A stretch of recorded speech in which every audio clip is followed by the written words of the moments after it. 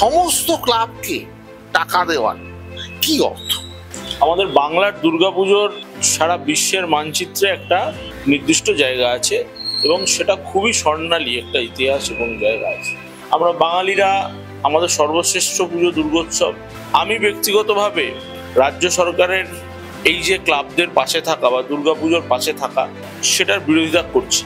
এবার অনেকে বলবে কেন, কি বৃত্তান্ত? কারণ তোমার খেয়াল থাকবে যে বিগত 2021 সালে আমাদের দুর্গাপুজো যখন ইনট্যাঞ্জেবল কালচারাল হেরিটেজ হয় এবং এই দুর্গাপুজোকে কেন্দ্র করে আমাদের পশ্চিমবাংলার একটা বৃহৎ অর্থনীতি পরিচালিত হয়।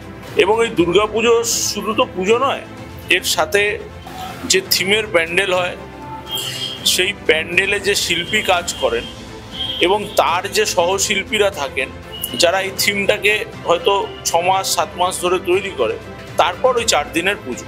কিন্তু এই 4 দিনের দুর্গাপুজোকে কেন্দ্র করে যে অর্থনৈতিক যে একটা রোলিং হয় সেটা অনেক টাকা, সেটা একদম এক্সাক্ট সংখ্যা না বলতে হলে সেটা সংখ্যা অনেক। এবং এই দুর্গাপুজোকে কেন্দ্র করে তোমরা বুঝতে হবে যে ধরো একজন ঢাক শিল্পী, সে কিন্তু সারা বছর এই দুর্গাপুজোর 4 দিনের ওপরই সে ডিপেন্ড করে তার যে পারিবারিক জীবন আছে সেটা চালানোর ক্ষেত্রে। এবং এই দুর্গাপুজোকে কেন্দ্র করে ব্যবসা বাণিজ্য বিজ্ঞাপন এই সমস্তটা নিয়ে এটার ডেভেলপমেন্ট একটা সামগ্রিক অর্থনৈতিক ডেভেলপমেন্ট বলে আমি অন্তত মনে করি। এবং বাংলার দুর্গাপুজো সারা বিশ্বের কাছে আজ সমাদৃত। যে কলকাতার রেড রোডে যে কার্নিভাল হয়, সেই কার্নিভালে আমাদের কলকাতায় যতগুলি কনসুলেটস আছে, বিদেশি কনসুলেটস, তাদের কাছে তাদেরকে নিয়ে এসে বাংলার দুর্গাপুজোকে সারা বিশ্বের দরবারে পৌঁছে দেওয়ার যে কাজ, এই কাজ অতি সুন্দরভাবে রাজ্যের সরকার করছে। এবং যে নাকতলা উদয়ন সংঘ, চেতলা অগ্রণী, ত্রিধারা সম্মিলনী, বালিগঞ্জ কালচারাল, এই 4-5টা পুজো নিয়ে তো পশ্চিমবাংলার পুজো নয়।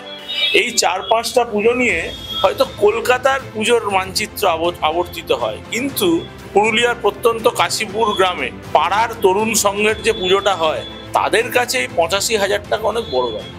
সারা পশ্চিমবাংলা জুড়ে দুর্গাপুজোর ওই 4 দিন সমস্ত সংগঠন যারা দুর্গাপুজোটা করে তাদের প্রত্যেকজন সদস্য চেষ্টা করে যে ওই 4 দিন দুর্গাপুজোকে কেন্দ্র করে কিভাবে আমরা আমাদের পুজোটাকে আরো ভালো করি। দুর্গাপুজো বাঙালিদের কাছে একটা আবেগ। সেই আবেগের সাথে থেকে যদি কোনো সরকার এটাকে এগিয়ে নিয়ে যেতে সাহায্য করে এবং সেই দুর্গাপুজোর সাথে শিল্পটাকে যদি আমরা সাপোর্ট করি, এই শিল্পটাকে যদি আমরা আরেকটু পাশে থাকি, তাহলে কিন্তু এর সাথে জড়িত যে বহু সংখ্যক মানুষ আছে তারা কিন্তু উপকৃত হবে।